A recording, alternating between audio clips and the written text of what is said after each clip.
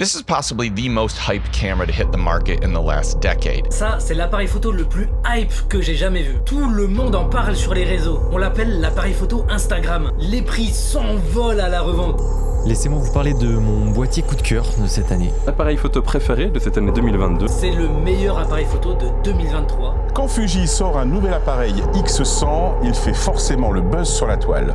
Que s'est-il passé de la première génération jusqu'à la version 6 ? On vous dit tout sur Love Light.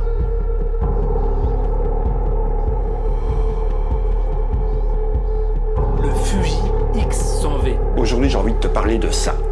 C'est le Fujifilm X100V. And because of that, I think there's a genuine risk that there's people out there that are buying this camera when it is absolutely not the right camera for them. C'est le X100V. Comment un petit boîtier tout petit comme ça a réussi à me redonner goût à la photo, qui est le Fuji X100V. Le nouveau Fujifilm X106. Salut tout le monde, aujourd'hui test du Fujifilm X106, garantie 0 hype. Il y a tellement de choses qui ont déjà été dites autour de cet appareil. Je crois que c'est le X106.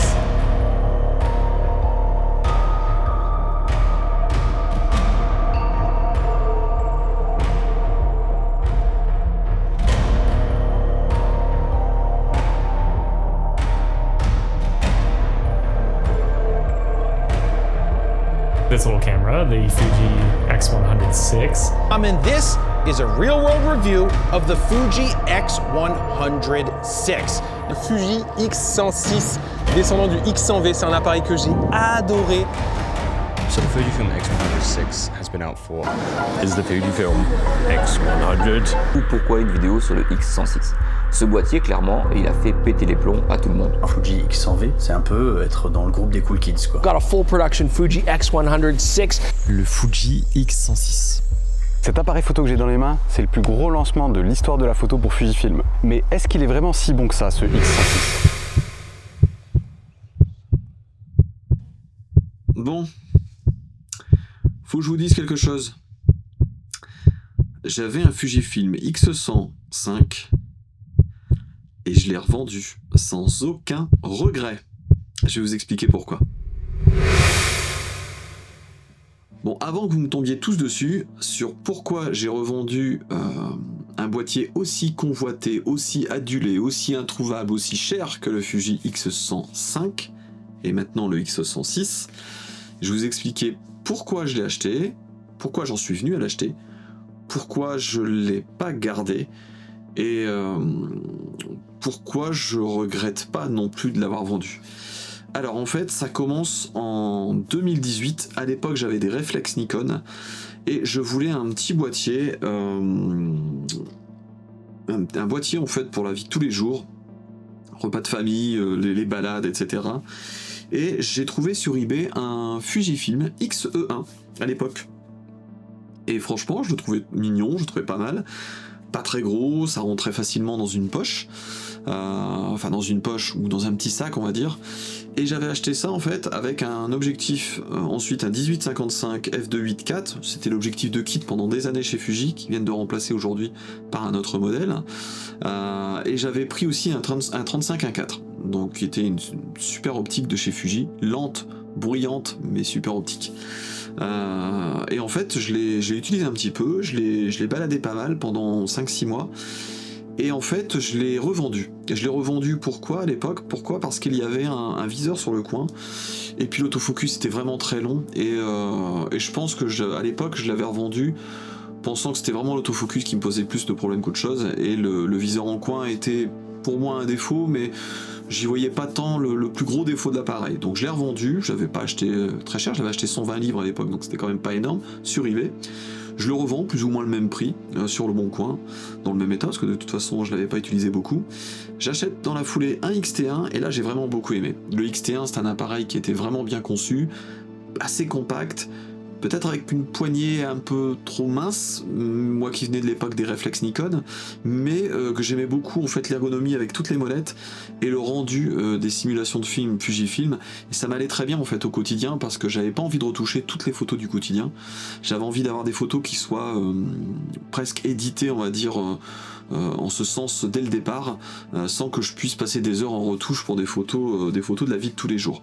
Donc le XT1 je l'ai beaucoup aimé, par la suite j'ai donc acheté un XT2 que j'ai encore plus aimé, et ensuite donc je suis passé XT3 et dernièrement un XT4, enfin le dernier ça a été un XT4 dans la série XT, et que j'ai revendu on va dire quand je suis passé freelance en mois de janvier 2024, donc cette année je suis passé freelance, j'avais acheté 2 Panasonic S5 II, enfin S5 pour faire essentiellement en plus de la vidéo, et là les Fuji me convenaient pas spécialement en vidéo, je trouvais que ça manquait un petit peu de répondant, moi qui étais encore habitué à utiliser pas mal autofocus, donc j'étais pas complètement à l'aise avec les Fuji, malgré que j'adorais la qualité d'image, ce qui en ressortait, et je les ai revendus quand même.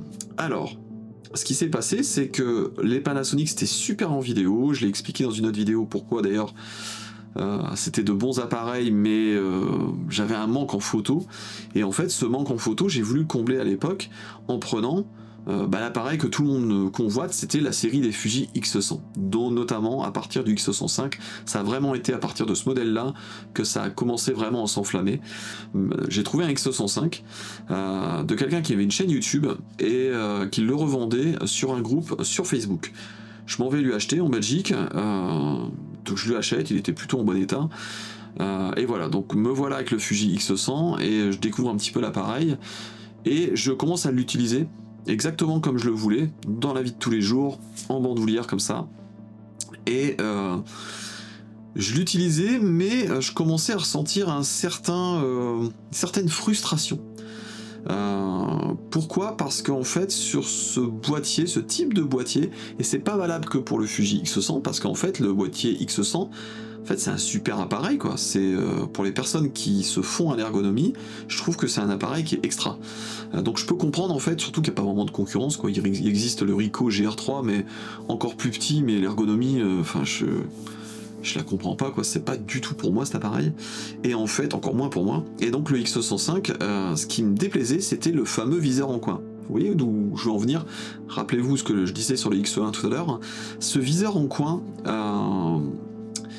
me déplaisait parce qu'en fait je ne vise jamais de l'œil droit mais toujours de l'œil gauche. Alors pourquoi je vise pas de l'œil droit, parce que normalement c'est comme ça qu'on devrait le faire, et ben en fait parce que cet œil là je ne vois pas grand chose et j'aime pas mettre des lunettes quand je prends des photos, j'aime bien utiliser la correction dioptrique, et je trouvais qu'avec l'œil droit je voyais rien dedans, et quand je l'utilisais donc de l'œil gauche, non seulement je trouvais que j'avais l'air con, il faut être honnête, et en plus j'avais le nez qui touchait l'écran de l'appareil, et je vais vous faire voir en fait j'ai un autre appareil dans le même type, dans l'ergonomie, on va dire au niveau du viseur en coin comme ça, c'est un fameux Leica, et effectivement là je vise, vous voyez, par défaut je vise tout de suite de l'œil gauche, et normalement on devrait viser comme ça en fait. Pourquoi ? Parce qu'on a le nez qui est dégagé sur le côté, parce qu'il n'y a pas de dégagement sur un X100, il n'y a pas de, au niveau du viseur, le dégagement oculaire et le dégagement aussi du viseur, en fait il n'est pas prononcé pour garder un boîtier qui est assez plat. Donc en fait ce qui fait que je me retrouvais avec le nez tout simplement qui était comme ça quoi, et c'est pas du tout confort, enfin c'est pas du tout agréable. Alors vous allez me dire là c'est la même chose, sauf que là en fait on fait pas 30 000 photos, on fait pas des dizaines de photos sur la journée. Moi quand je prends un appareil argentique de ce type avec un viseur sur le côté, je vais faire 10 photos tout au plus, donc c'est pas gênant en fait en soi, et voilà, je le prends pas tous les jours, je le prends pas tous les jours parce que c'est de la pellicule, ça me coûterait un peu cher quoi. Et moi ce que je voulais c'était un appareil que je prenais tous les jours sans me poser de soucis, parce que j'aime pas utiliser l'iPhone pour faire des photos, ça fait de très bonnes photos, ça fait de très bonnes vidéos, mais c'est pas mon truc, j'aime bien avoir l'appareil qui fait ça, qui est dédié pour ça, et du coup ça me plaisait pas. Et du fait effectivement que j'avais ce problème ergonomique avec le viseur en coin et le fait que j'avais mon nez qui était pas, enfin la tenue au niveau du visage qui m'était pas confortable, et ben je l'ai revendu. Et pourquoi je vous raconte tout ça, c'est on a beau effectivement parfois avoir des appareils qui sur le papier, où il y a une mode etc, où c'est un appareil qui semble répondre à tous les critères. J'en reviendrai un petit peu ce que je disais dans une autre vidéo, pourquoi j'avais choisi un R6 Mark II, enfin un Canon, en remplacement de mes Panasonic. En fait, j'attache beaucoup d'importance à la prise en main du boîtier. Le boîtier X100 fait de belles photos, l'optique fait de belles photos, les optiques sont super chez Fuji, j'en ai eu plein, c'était pas le problème. Mais en fait, la tenue en main d'un boîtier, pour moi c'est important, et je sais que pour d'autres ça l'est aussi, pour d'autres ça l'est beaucoup moins. Un boîtier c'est un boîtier, ils s'en fichent un petit peu, ils accordent beaucoup plus d'importance à l'optique qu'ils vont mettre derrière, parce que la tenue en main d'un optique, elle est moins problématique en fonction des personnes, sauf quelques cas, mais moins problématique en tout cas qu'un boîtier. Et c'est pour ça que j'ai revendu ce X100. Je le regrette absolument pas. Je regrette Fuji pour avoir un appareil de tous les jours, mais je regrette pas celui-ci. Donc tout ça pour dire que j'y reviendrai un jour. Je pense que je reviendrai chez Fuji et je reprendrai un modèle de chez eux, sans doute une gamme XT, enfin j'en sais rien exactement, peut-être un XT5. L'XT5 semble cocher pas mal de cases, mais en tout cas pas un boîtier type XE, type X Pro pardon, ou type X100. Non, c'est vraiment définitivement pas un boîtier pour moi pour la vie de tous les jours. Dites-moi si vous aussi vous avez eu des appareils comme ça où vous vous êtes fait un petit peu une idée et que vous avez peut-être revendu, que vous avez plus utilisé, que vous avez laissé dans une armoire ou sur une étagère. Déçu aussi par l'ergonomie des fois. Est-ce que vous avez eu un X100? Est-ce que vous l'avez revendu? Est-ce que vous adulez le X100, vous ne sauriez plus vous en passer au quotidien?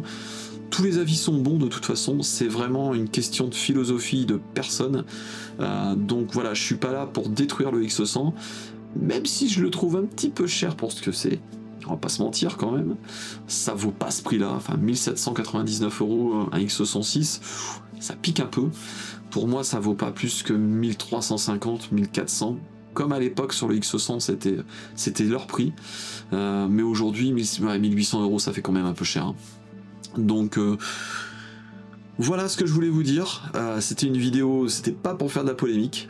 Dites-moi en commentaire, likez la vidéo, partagez-la, commentez également, dites-moi ce que vous en pensez aussi.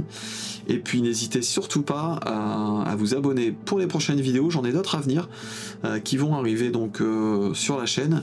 J'espère que pour l'instant le contenu vous plaît. Je voulais également au passage remercier toutes les personnes qui se sont abonnées depuis. Alors c'est pas, vous allez me dire, j'ai un peu plus de 100, presque 140 abonnés. C'est peut-être pas beaucoup, mais je suis parti de 25 abonnés, je suis monté à près de 140 avec 2 vidéos. Et ça fait plaisir, j'ai eu des messages sous certaines vidéos qui me font plaisir aussi. J'essaie de m'améliorer, j'essaie d'améliorer un petit peu l'ambiance, la lumière un petit peu dans la pièce où je m'enregistre. J'ai d'autres choses de prévues sur la lumière également, des behind the scenes aussi, des analyses de vidéos que j'ai fait pour des clients. Donc qui ne seront pas spécialement des reviews matos.